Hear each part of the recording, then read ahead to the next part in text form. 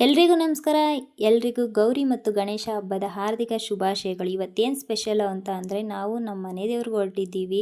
ಯಾವ ರೀತಿ ನಾವು ಎಂಜಾಯ್ ಮಾಡಿದ್ವಿ, ಯಾವ ರೀತಿ ನಾವು ಪೂಜೆ ಮಾಡಿದ್ವಿ, ನಮ್ಮ ಮನೆ ದೇವರು ಎಲ್ಲಿದೆ, ಹೆಂಗಿದೆ ಅಂತ ಪೂರ್ತಿ ವಿಡಿಯೋ ನೋಡಿ. ನಮ್ಮೂರಿಂದ ತುಮಕೂರಿಗೆ 6:30ಗೆ ಬಸ್ಸು. ನಾವು 6:30 ಬಸ್ಸಿಂದ ನಾವು ತುಮಕೂರಿಗೆ ಬಂದ್ವಿ. ಅದು ಸ್ಟ್ಯಾಂಡಿಗೆ ಬರೋದು 7:30ಗೆ. ನಮಗಿದ್ದಿದ್ದು ಪಾವಗಡಗೆ ಬಸ್ಸು 7:30ಗೆ. 7:30ಗೆ ಕರೆಂಟ್ ಟೈಮ್ ಬಂದಿದ್ವಿ. ಇನ್ನು ಬಸ್ ಬಂದಿರಲಿಲ್ಲ, ವೆಯ್ಟ್ ಮಾಡ್ತಿದ್ವಿ. ಬಸ್ ಬಂತ, ಏನು ಹೆವಿ ರಶ್ಶು, ಒತ್ತಕ್ಕೆ ಜಾಗ ಇಲ್ಲ. ಅದು ಬೇರೆ ಗೌರಿ ಗಣೇಶ ಹಬ್ಬ ಬೇರೆ ಇದೆಯಲ್ಲ, ಎಲ್ಲರೂ ಫುಲ್ಲು ಕ್ರೌಡು. ಯಪ್ಪ ದೇವತ್ತು ವರ್ಷ ಸುಸ್ತಾಗೋಯ್ತು. ನನ್ನ ತಮ್ಮ ಹೆಂಗೂ ಸೀಟ್ ಹಾಕಿದ್ದ.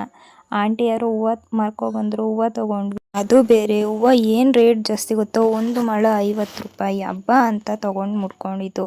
ಹಂಗೆ ಮಾತಾಡ್ತಾ ಬಸ್ ಸ್ಟ್ಯಾಂಡ್ ಬಿಡ್ತು. ನಾವು ಹೆಂಗೆ ಹೋಗಬೇಕು ಅಂತ ಅಂದರೂ ಕೋತಿತೋಪು ಹನುಮಂತಪುರ ದಾಸಿನೇ ಹೋಗಬೇಕು. ಯಾಕಂತ ಅಂದರೆ ಎಸ್ಮಾಲ್ ಹತ್ರ ಬ್ರಿಡ್ಜ್ ಮಾಡ್ತಾ ಇದ್ದಾರೆ. ಗೌರ್ಮೆಂಟ್ ಮಾಡೋ ರೂಲ್ಸ್ನ ಫಾಲೋ ಮಾಡ್ತಾ ನಮ್ಗೆ ಇಷ್ಟ ಬರೋ ಥರ ಸೀಟ್ ಮಾಡ್ಕೊತ ನಮ್ಮ ಪಯಣ ಸಾಗ್ತಾ ಇರಬೇಕು ಅಷ್ಟೇ. ನೆಕ್ಸ್ಟ್ ಹಿಂಗೆ ಹೇಳ್ತಾ ಕೊರಟಗೆರೆಗೆ ಬಂದ್ವಿ. ಇದು ನಮ್ಮ ಕೊರಟಗೆರೆ ಬಸ್ ಸ್ಟ್ಯಾಂಡ್. ಈ ಥರ ಇದೆ ನಮ್ಮ ಕೊರಟಗೆರೆ ಬಸ್ ಸ್ಟ್ಯಾಂಡ್, ನೋಡ್ಕೊಳ್ಳಿ. ನೆಕ್ಸ್ಟ್ ಯಾವಾಗಾದರೂ ಬಂದಾಗ ಕನ್ಫ್ಯೂಸ್ ಮಾಡ್ಕೋಬಿಡಿ ಆಯಿತಾ. ತುಮಕೂರು ಕೊರಟಗೆರೆ ಎಂಬುದು ನಮಗೆ ಮರೆಯಲಾಗದ ನೆನಪು. ಯಾಕಂತ ಅಂದರೆ ನಮಗೆ ತೋವಿನಕೆರೆ ಬಿಟ್ಟರೆ ನೆಕ್ಸ್ಟ್ ಆಪ್ಷನ್ನೇ ಇರೋದು ಕೊರಟಗೆರೆ. ಹಾಸ್ಪಿಟ್ಲೇ ಆಗಲಿ, ತಾಲೂಕ್ ಪಂಚಾಯತಿ ಆಗಲಿ, ನಮಗೆ ಸ್ಪೋರ್ಟ್ಸು ಪ್ರತಿಯೊಂದು ಆ್ಯಕ್ಟಿವಿಟೀಸ್ಗೆ ನಾವು ಕೊರಟಗೆರೆಗೆ ಬರಬೇಕಾಯಿತು. ಹೋಬಳಿ ಮಟ್ಟ ಬಂದು ಕುರಂಕೋಟೆ ಇರ್ತಿತ್ತಾ, ಕುರಂಕೋಟೆಯಿಂದ ಅಲ್ಲಿ ಪಾಸ್ಔಟ್ ಆದರೆ ಈ ಸ್ಕೂಲಲ್ಲಿಗೆ ನಮಗೆ ಸ್ಪೋರ್ಟ್ಸು, ಸಾಂಸ್ಕೃತಿಕ ಕಾರ್ಯಕ್ರಮ ಪ್ರತಿಯೊಂದು ನಡೆಯುತ್ತಿತ್ತು. ಇಲ್ಲೇ ಪ್ರತಿಯೊಂದು ನಾವು ಆಟ ಆಡ್ತಾ ಇದ್ವಿ. ಎಲ್ಲ ಬೇರೆ ಬೇರೆ ಸ್ಕೂಲವರೆಲ್ಲ ಬರ್ತಾಯಿದ್ರ. ಅವಾಗೆಲ್ಲ ಎಷ್ಟು ಚೆನ್ನಾಗಿರೋದು ಗೊತ್ತಾ. ಸ್ಕೂಲು ಕಾಲೇಜಲ್ಲಿ ನಾವು ಕಳೆದಿರೋ ಕ್ಷಣಗಳು ಮರೆಯಲಾಗದ ನೆನಪುಗಳು. ಪ್ರತಿಯೊಬ್ಬರು ಲೈಫಲ್ಲೂ ನೆನೆಸ್ಕೊತಾನೆ ಇರ್ತೀವಿ ಬಿಡಿ. ಪ್ರಪಂಚದಲ್ಲೇ ಅತಿ ಎತ್ತರದ ಏಕಶಿಲಾ ಬೆಟ್ಟ ಅದು ನಮ್ಮ ಮಧುಗಿರಿ ಬೆಟ್ಟ ಅಂತ ಹೇಳ್ಕೊಳಕ್ಕೆ ತುಂಬ ಹೆಮ್ಮೆ ಮತ್ತು ಖುಷಿಯಾಗುತ್ತೆ. ಇದು ನಾವು ಹೋಗುವ ಗೌರ್ಮೆಂಟ್ ಬಸ್ ಸ್ಟ್ಯಾಂಡಿನಲ್ಲಿ ನಾನು ಕ್ಯಾಪ್ಚರ್ ಮಾಡಿರುವಂತಹ ವಿಡಿಯೋ. ಎಷ್ಟು ಸುಂದರ, ಪ್ರತಿಯೊಂದು ಅಕ್ಕಪಕ್ಕ ಒಂದು ಚೂರು ಗ್ಯಾಪ್ ಇಲ್ಲ. ಆ ರೀತಿ ಗಿಡ ಮರಗಳು ಪ್ರತಿಯೊಂದು ಯಾವ ರೀತಿ ಬೆಳೆದಿದೆ ನೋಡಿ, ಬೆಟ್ಟದ ತುದಿವರೆಗೂ ಬೆಳೆದಿದೆ.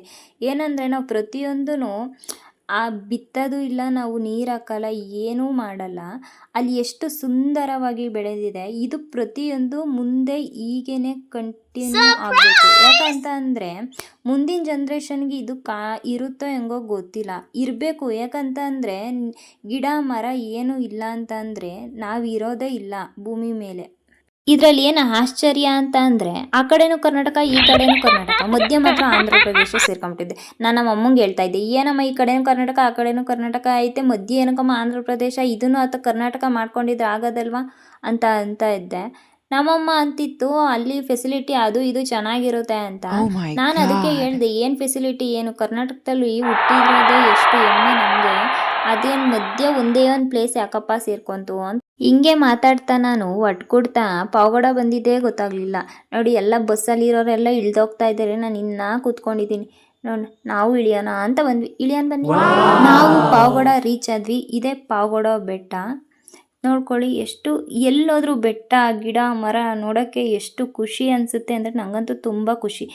ಪಾವಗಡದಿಂದ ನಮ್ಮದು ಮನೆ ದೇವರು ಇರೋದು ಆಚೆ, ಅಲ್ಲಿಗೆ ಏನು ವೆಹಿಕಲ್ ಇಲ್ಲ ಇದೆ. ಬಟ್ ಅವು ನಮ್ಮ ಟೈಮಿಂಗ್ಸ್ಗೆ ಅಡ್ಜಸ್ಟ್ ಆಗಲ್ಲ. ನಾವು ಎಲ್ಲಿಗೆ ಹೋಗಬೇಕು ಅಂತ ಅಂದರೆ ನಾವು ವೆಹಿಕಲ್ ಮಾಡ್ಕೊಂಡು ಹೋಗಬೇಕು. ಅವಾಗ ಮಾತ್ರ ನಾವು ಆನ್ ಟೈಮ್ ಮನೆಗೆ ಬರ್ಬೋದು. ನಾವು